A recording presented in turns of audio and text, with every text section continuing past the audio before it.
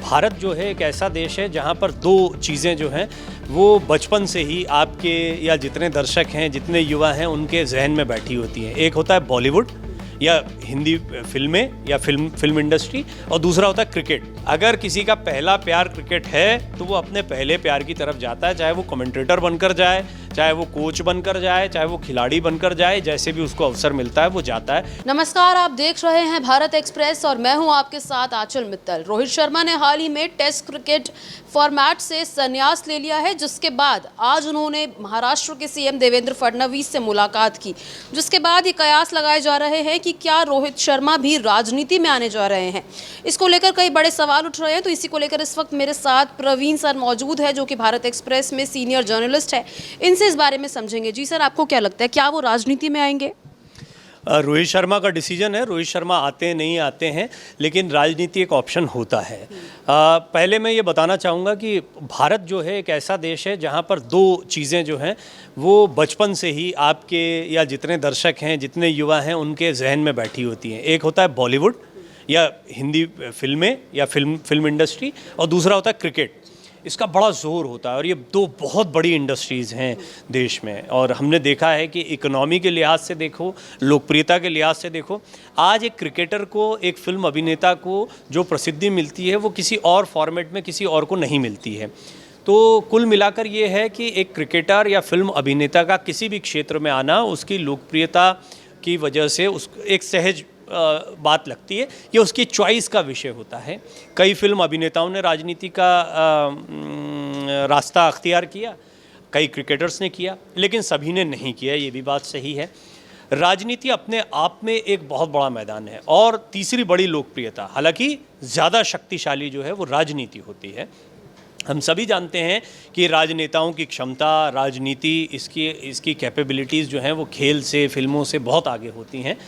इसके बावजूद कई ऐसे खिलाड़ी होते हैं, कई ऐसे अभिनेता होते हैं या अन्य फील्ड के लोग होते हैं जो राजनीति में भी बड़ा अच्छा कार्य करते हैं। इसके कई अच्छे उदाहरण हमारे सामने हैं, कई असफलता के उदाहरण भी हैं। कई लोगों ने इसका प्रयास किया और असफल हुए हैं।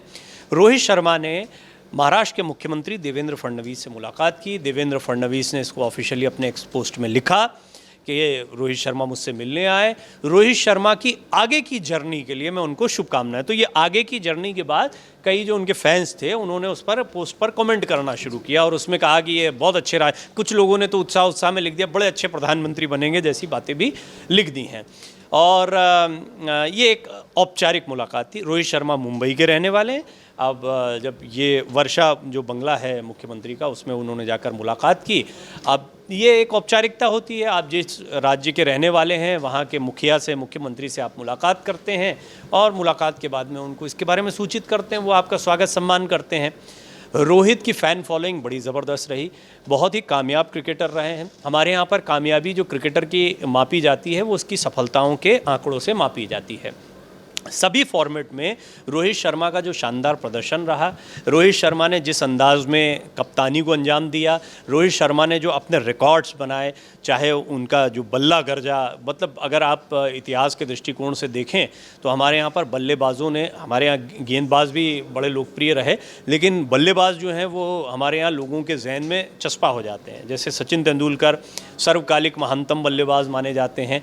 राजनीति में उनका प्रवेश ऐसे हुआ कि खेल कोटे से वो राज्यसभा उच्च सदन गए। हालांकि राजनीति में बहुत उनका रुझान नहीं रहा, ये बात भी स्पष्ट हो गई। उनकी उपस्थिति बहुत कम रही, प्रश्न उन्होंने बहुत कम पूछे या राजनीतिक मुद्दों पर भी नहीं आए। खेल कोटे से थे तो ये बहुत जाहिर सी बात थी कि उन्होंने अपनी बहुत संयमित रखा अपने आप को।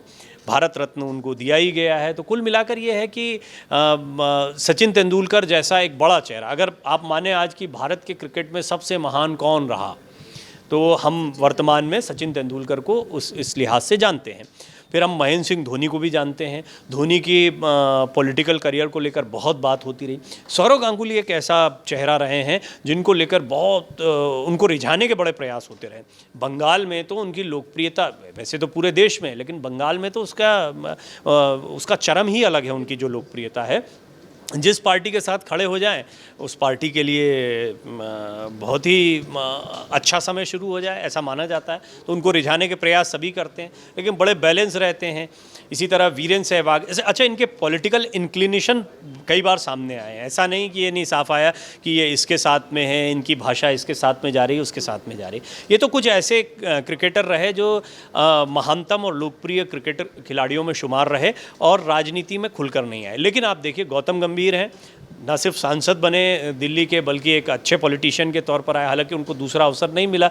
इससे ये भी सिद्ध होता है कि वो कमेंट्री में या अन्य जो दूसरी भूमिकाएं हैं उसमें वो गए। ये यहाँ से मुझे एक पॉइंट हमेशा समझ में आता है, मैं युवाओं को हमेशा बताता हूँ, कई लोग बात भी करते हैं जो क्रिकेटर बनना चाहते हैं, फिल्म इंडस्ट्री में जाना चाहते हैं। लोकप्रियता जो होती है वो आपको आकर्षित करती है कि आप, जैसे मीडिया में बहुत सारे लोग आते हैं, मीडिया में क्यों आते हैं, उसका एक चार्म होता है कि हम दिखेंगे, हमें एक पहचान मिलेगी, हमारी एक पकड़ बनेगी।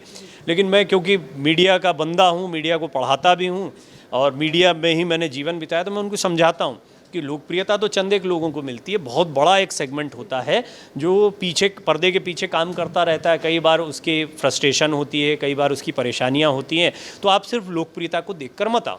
इसी तरह क्रिकेट के लिए ऐसा नहीं है कि हर व्यक्ति जो आज से क्रिकेट का सपना देखता है वो महानतम क्रिकेटर बन जाता है। कई बार उनको IPL में, T20 में या वनडे में भी चुनिंदा, आप जानते हैं कि कितने सालों में 11 से 14 लोगों की टीम बनती है, उसके सिलेक्शन की प्रोसेस जो है उसमें कितने छटके आते हैं, कई लोगों की किस्मत होती है।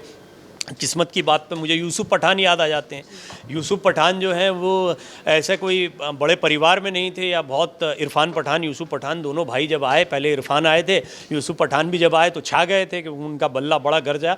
लेकिन कोई बहुत ऐसा नहीं कि उन्होंने बड़ी लंबी पारी क्रिकेट में भी खेली हो या बहुत महानतम खिलाड़ी के तौर पर दर्ज हुए, लेकिन लोकप्रिय बड़े हुए।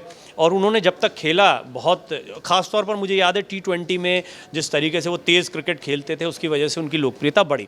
लेकिन यूसुफ पठान को देखिए, अब पश्चिम बंगाल की सियासत से वो उतर आए और यूसुफ पठान जो है वो एक फुल टाइम राजनेता के तौर पर सामने आए। थोड़ा सा और पीछे जाता हूँ तो मुझे कई और चेहरे याद आते हैं।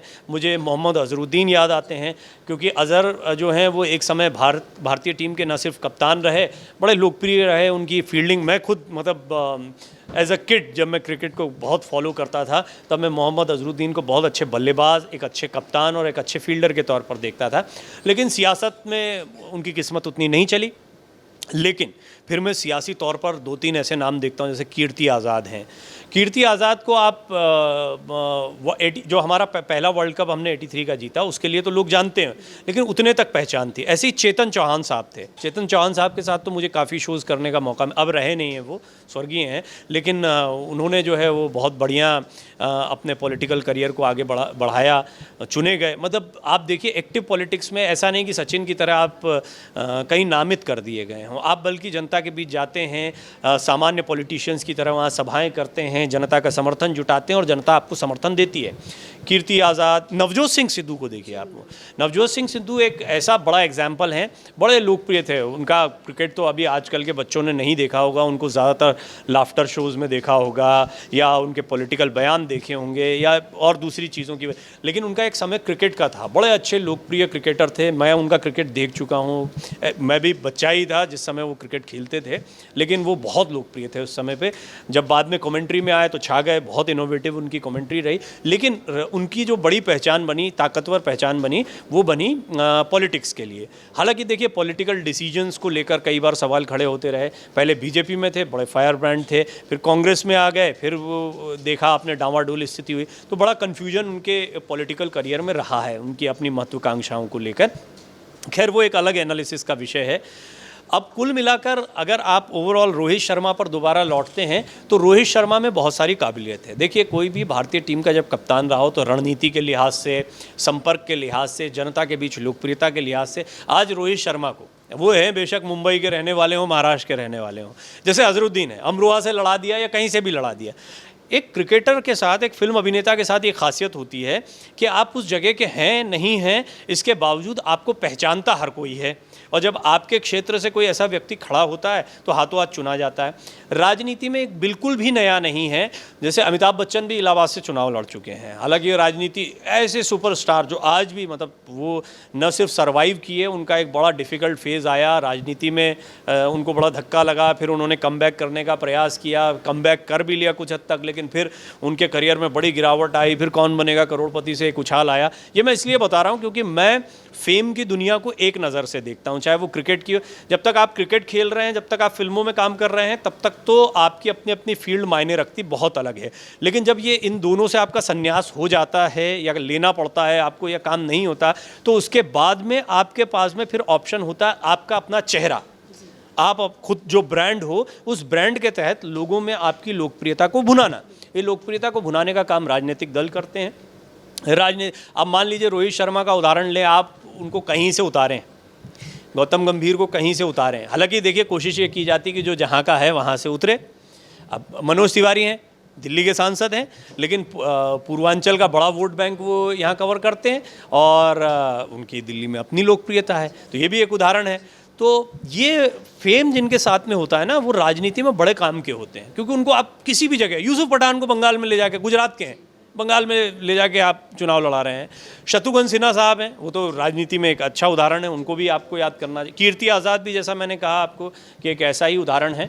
तो कुल मिलाकर बड़ा प्रॉस्परस रहता है जब कोई सेलिब्रिटी, और ख़ास तौर पर क्रिकेट से जुड़ी हुई, क्योंकि क्रिकेट को हमारे यहाँ पूजा जाता है बहुत, मतलब लोगों के दिल में, दिमाग में क्रिकेट बड़ा घूमता है। IPL की लोकप्रियता अब आप देख ही रहे हैं, लोग बड़ा समय देते हैं उसके लिए।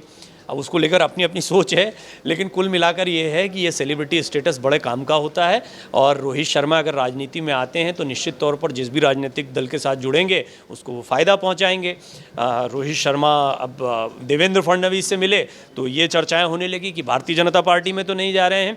भारतीय जनता पार्टी क्योंकि आज के दौर की एक ऐसी पार्टी जिससे कोई भी जुड़ना चाहता है, क्योंकि वहाँ पर जीत की संभावनाएं ज़्यादा हो जाती हैं। महाराष्ट्र की सियासत में हमने देखा कैसे भारतीय जनता पार्टी नीति गठबंधन ने ज़बरदस्त कामयाबी हासिल की।